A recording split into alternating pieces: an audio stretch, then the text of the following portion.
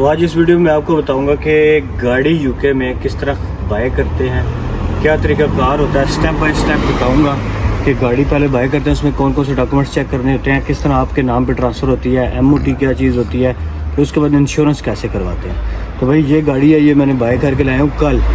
मेरा एक फ्रेंड आ रहा था पाकिस्तान से, वो भी आ गया हुआ है, तो उसके लिए मैंने ये गाड़ी बाय किया क्योंकि वो उस पर डिलीवरीज़ वगैरह भी करेगा या जो भी वो जॉब पे, क्योंकि गाड़ी यहाँ पे ज़रूरी है। तो भाई इस गाड़ी का सबसे पहले मैं आपको बताता हूँ, जो डिफरेंट वेबसाइट्स हैं वहाँ पे आपने जाके पहले तो गाड़ी पसंद करनी है, ठीक है। डीलर्स के पास भी जा सकते हैं, डीलर्स थोड़े एक्सपेंसिव होते हैं, इसलिए मैं तो रिकमेंड नहीं करता कि आप डीलर्स के पास जाएँ।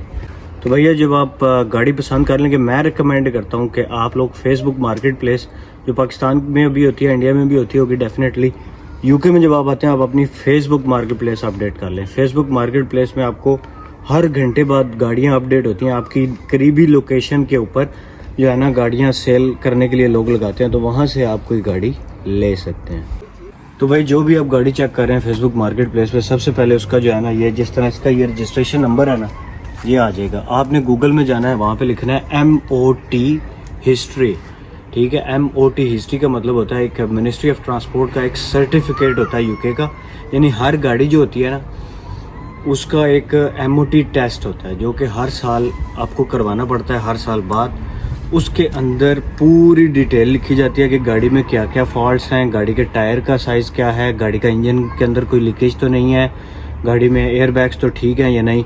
बाकी जो एक्सीडेंटेड कार्स होती हैं ना वो यहाँ पे नहीं चलती, बहुत कम होती हैं। एक्सीडेंटल वाली जो है ना आपने ज़हन से टेंशन निकाल देनी है कि इसका एक्सीडेंट हुआ होगा, पेंट शेंट ये वो, इन चीज़ों से आपने जो है ना ख़ुद को आज़ाद कर लेना है। आपने क्या देखना है सिर्फ कि गाड़ी की सस्पेंशन में कोई मसला नहीं है, गाड़ी चला के देखनी है। अच्छा, सबसे पहले तो MOT हिस्ट्री चेक करते जाएंगे आप। हिस्ट्री में आपकी जो गाड़ी है ना उसकी पुरानी, जितनी भी पुरानी गाड़ी है ना वो तमाम ईयर्स की उसकी एक ईयर्स की MOT आया करेगी। जैसे मैंने ये गाड़ी ली, इसकी MOT पिछले 10 सालों में 3 दफ़ा फेल हुई है। और फेल किस वजह से हुई थी कि इसके टायर का जो गैप था ना, यानी जो टायर था वो छोटा रह गया था, ज़्यादा घिस गया था टायर। तो भाई टायर जो है ना उसकी भी एक लिमिट होती है, यहाँ पे टायर चेंज करना पड़ता है आपको। जैसे हम लोग कहते हैं ना भाई गाड़ी जो है वो दूसरी बीवी होती है, तो भाई बीवी से फिर जो है बंदा करा लेता है कि यार चलो इस महीने नहीं गुजारा करना, लेकिन ये गर्लफ्रेंड है यूके की। यहाँ पे क्या होता है, यहाँ पे फिर पैसे जब तक न लगाएं गाड़ी के ऊपर, गाड़ी ने कहना भाई मेरी बात से मैं नहीं चलती। गाड़ियाँ वैसे यहाँ पे ये है कि ज़्यादातर जो है ना उनमें मसाइल नहीं निकलते।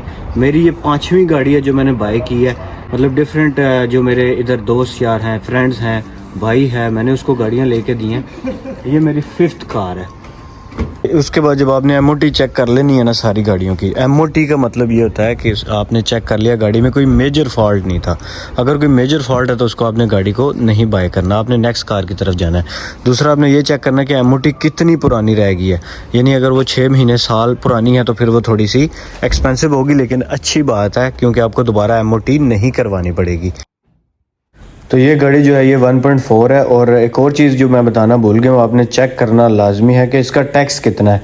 एनुअल टैक्स भी एक चीज़ होती है, फिर इंश्योरेंस भी होती है, यानी डिपेंड करता है कि गाड़ी कितनी पुरानी है और उसका CC इंजन कितना है, इस हिसाब से आपको कुछ ना कुछ टैक्स होता है। वो अब मुझे नहीं पता किस तरह होता है। इसका जो टैक्स है वो है 135 पर ईयर होता है, लेकिन आप इसको मंथली भी कन्वर्ट करा सकते हैं। अब ये देखें इसके टायर भी जो हैं वो ठीक थे जब मैंने बाय की, क्योंकि आपको टायर भी चेंज कराने पड़ते हैं। ये चीज़ों को आपने ध्यान रखना है, क्योंकि इधर जो छोटी से छोटी चीज़ भी जो आप करवाएं ना किसी से काम, तो काफ़ी एक्सपेंसिव पड़ जाती है।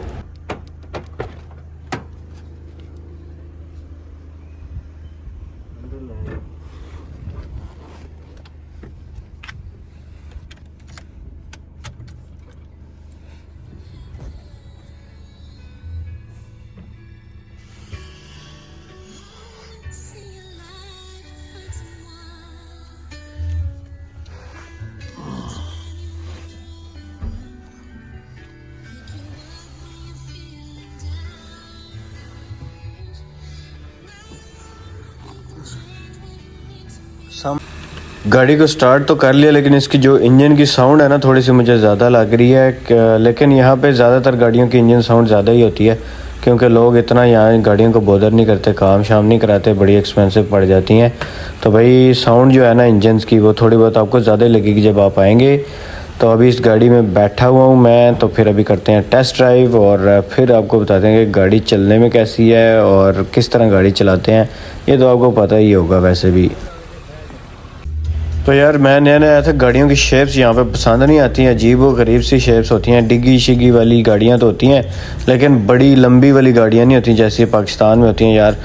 तो शायद ये वाली ज़्यादा प्यारी लगती हैं लेकिन कुछ अरसे बाद लगती हैं। भाई गाड़ी बहुत स्मूथ है, मैं गाड़ी का लेकर आया हूँ और गाड़ी जो ये मैंने ली है ये तकरीबन 1050 पाउंड्स की मुझे पड़ गई है। और मैंने वैसे तो ये डीलर से ली है, बड़ी खूबसूरत साफ़ सुथरी गाड़ी थी। और इसकी अब मैंने करवाई है इंश्योरेंस। इंश्योरेंस किस तरह करवाते हैं कि आप डिफरेंट वेबसाइट्स हैं, एक gocompare.com है और एक है confused.com। इसके ऊपर जाके आप अपनी सारी अपनी डिटेल्स जो हैं वो उसके अंदर एंटर करनी है आपने, ठीक है। जो भी डिटेल पूछेगा, कहाँ रहते हैं, कितना इंश्योरेंस, कौन सा है नंबर, लाइसेंस कौन सा है आपके पास, ये वो सारी चीज़ें आपसे पूछेंगे। आपने वो सारी डिटेल्स जब उसके अंदर पुट कर देंगे वो आपको डिफरेंट कोड्स दे देगा, ठीक है। आप रात को चेक करें, दिन को चेक करें, जितनी डेट्स देर की डालेंगे ना, फॉर एग्जांपल आप कहते हैं मैं महीने बाद इंश्योरेंस शुरू करना चाहता हूँ, तो फिर आपको उतनी चीपर मिलेगी। ये चीज़ आपने याद रखनी है। तो ज़्यादातर चीज़ें आपने ऑनेस्ट बतानी है। उसकी रीज़न ये है कि बहुत सारी चीज़ों जैसे आप अपना एड्रेस बताएंगे, उसका ये प्रूफ आपसे बाद में मांगेंगे, ठीक है। तो उसी टाइम इंश्योरेंस हो जाती है, विद इन जो है ना 10-15 मिनट्स आपने पेमेंट कर देनी है। मंथली भी पे कर सकते हैं और दूसरा भी ऑप्शन होता है उसके अंदर कि आप अगर कहते हैं यार मैं ईयरली पे कर देता हूँ तो वो भी ऑप्शन होता है। ईयरली सिलेक्ट करके देखेंगे जब भी, तो उसमें ज़रा पैसे कम बनते हैं। लेकिन अगर आप कहते हैं नहीं मैं मंथली पे करूँगा, फिर उसके थोड़े से एक्सपेंस ज़्यादा होते हैं क्योंकि आपसे वो मंथली ले रहे होते हैं। दूसरा ये है कि 3 टाइप्स की इंश्योरेंस होती है, थर्ड पार्टी इंश्योरेंस, कंप्रीहेंसिव और एक और होती है थर्ड पार्टी। तो ज़्यादातर कंप्रीहेंसिव ही किया करें। थर्ड पार्टी लोग समझते हैं चीपर आती है, लेकिन चीपर नहीं आती। अब मैं आपको बताता हूँ ये गाड़ी मेरे नाम पे किस तरह आई है। अब ये गाड़ी का तरीकाकार ये है कि जिस बंदे के नाम पे होती है उसके पास एक V5C फॉर्म होता है, ठीक है। उस फॉर्म के ऊपर उस बंदे की डिटेल्स लिखी होती है। अच्छा, उसके अंदर एक ग्रीन स्लिप होती है और उस फॉर्म के ऊपर वो ऑनलाइन जाएगा, वो बंदा आपके नाम पे ट्रांसफर करने के लिए जब ऑनलाइन जाएगा वहाँ सारी डिटेल आपसे ले लेगा और आपको एक स्लिप दे देगा। आपको एक मेल भी आ जाती है कि भाई आपके नाम पे ये वाली गाड़ी ट्रांसफर हो गई है, ठीक है। ये डिपेंड करता है कि उस बंदे ने कब ट्रांसफर किया। लेकिन यह है कि डे टाइम में ट्रांसफर होती है, उसका कोई टाइम होता है, शायद 7 से 4-5 होता है, इस तरह मुझे एग्जैक्ट उसका टाइम नहीं पता। तो आपने उस टाइम के अंदर जो है वो गाड़ी अपने नाम पे कोशिश करें ट्रांसफर कर लें। अगर नहीं होती तो इट्स ओके, आप नेक्स्ट डे भी उसे कह सकते हैं कि यार ठीक है इट्स ओके, नेक्स्ट डे आप मेरे नाम पे ये गाड़ी ट्रांसफर कर देना। तो जब आपके नाम पे गाड़ी ट्रांसफर हो जाती है, आपके घर 1 वीक के अंदर एक स्लिप आती है जिसे VFC लॉग बुक कहते हैं, बस वो आपके नाम आ जाती है। बस आपने वो अपने पास रखनी होती है। उसके बाद इंश्योरेंस भी कराएं और टैक्स भी पे करना है आपने। टैक्स भी कैसे पे करते हैं, ऑनलाइन गवर्नमेंट की वेबसाइट है, वही वेबसाइट है। बस आप गूगल करेंगे ना कि भाई मैंने हाउ टू पे टैक्स, या आप क्या दें पे व्हीकल टैक्स लिख दें उधर, तो उसके अंदर से आपका निकल आएगा। आप जनाब उधर ही ऑनलाइन पे करेंगे। कार्ड से पेमेंट होती है। जिस बंदे के बैंक अकाउंट नहीं है वो समझिए इस मुल्क में फेल है। बैंक अकाउंट के बगैर जो है ना ये मुल्क जो है नहीं चलता। तो आपने सारी पेमेंट्स कार्ड से करनी है। इंश्योरेंस की पेमेंट भी कार्ड से होती है, वो डायरेक्ट डेबिट वाली पेमेंट होती है। हर महीने वो आपके कार्ड से जो है वो काटते रहते हैं, ठीक हो गया। तो उसके बाद ये होता है कि यहाँ पे ये सीन है कि अगर मेरी गाड़ी है और मेरे नाम पे इंश्योर्ड है तो वो मैं ही चला सकता हूँ। ये नहीं कि दोस्त यार आ गया, भाई आ गया, उसने कहा अबे मुझे दे गाड़ी, मैं जा रहा हूँ जरा दोस्तों से मिलने। नहीं, अगर वो गाड़ी लेके जाएगा वो उसकी अलग से सेपरेट इंश्योरेंस करवाएगा, ठीक है। तो कुछ लोगों की प्रीमियम इंश्योरेंस भी होती है, वो किसी की भी गाड़ी चला सकते हैं, but premium insurance is something else.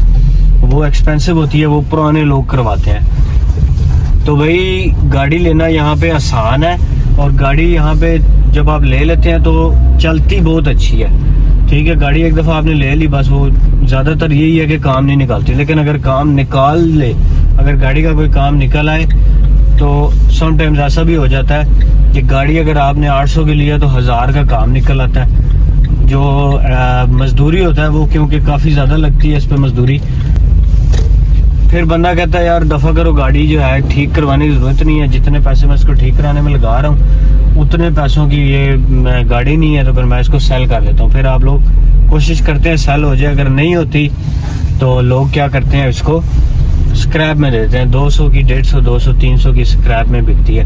तो दैट डिपेंड्स। ठीक है, तो ये गाड़ी लेने का प्रोसीजर है। गाड़ी लेना यहाँ पे आसान है। पुरानी गाड़ियाँ सस्ती हैं, 2005, 6 मॉडल, 8 मॉडल, 10 मॉडल भी आपको मिल जाती है। तो मेरे पास जो मेरी पर्सनल है वो 2010 मॉडल है, ये 2008 है और इसकी बहुत स्मूथ ड्राइव है, बड़ी अच्छी गाड़ी, साफ़ सुथरी है और मुझे इसमें फ़िलहाल तो कोई फॉल्ट नहीं नज़र आया। बाकी फिर ज़ाहिर है चलाएँगे तो फिर ही पता चलेगा। तो इधर गाड़ियों में ना थोड़ी चीज़ें डिफरेंट होती हैं। तो जैसे अब इसका गियर देखें, अब ये इसका रिवर्स गियर आगे को लग रहा है। ठीक है, अब ये देखें, इधर पहला गियर लगता है, बंदा कहता है यार पहला लग गया, रिवर्स लग गया। ये इसका अजीब सा सिस्टम है। कुछ गाड़ियों का इस तरह है, सारियों का नहीं है। तो उसके बाद इंजन वगैरह ये वो चीज़ें थोड़ी बहुत चेंज हो सकती हैं। ठीक है, ओवरऑल गाड़ियाँ तकरीबन सेम है, left hand right hand drive है। ठीक है, और गियर इसी तरफ होता है और यही सारी चीज़ें। तो होपफुली कि आपको पता चल गया होगा गाड़ी कैसे लेते हैं और कैसे, अगर आप जब सेल करेंगे तो आप भी सेल ऐसे करेंगे, सेल माय कार गूगल में लिखेंगे इन यूके, वहाँ गवर्नमेंट की वेबसाइट पे जाएंगे, वहाँ पे आपने जाके अपनी वो जो फॉर्म मिलता है ना V5C फॉर्म, उसको आपने संभाल के रखना है। उस फॉर्म की मदद से आप गाड़ी सेल कर सकते हैं। उसके ऊपर एक रेफरेंस नंबर होता है, वो रेफरेंस नंबर जब आप उधर गवर्नमेंट वेबसाइट में डालते हैं तो आपकी गाड़ी सारी डिटेल फैच हो जाती हैं और फिर आप किसी दूसरे बंदे के नाम पे वो गाड़ी इजीली ट्रांसफ़र कर देते हैं। ट्रांसफ़र करने के लिए कोई पासपोर्ट, कोई BRB कार्ड शार्ड, ये वो चीज़ें नहीं रिक्वायर्ड होती, बस आपका नाम, डेट ऑफ बर्थ चाहिए होती है। मिलते हैं अगली वीडियो में, बाय बाय।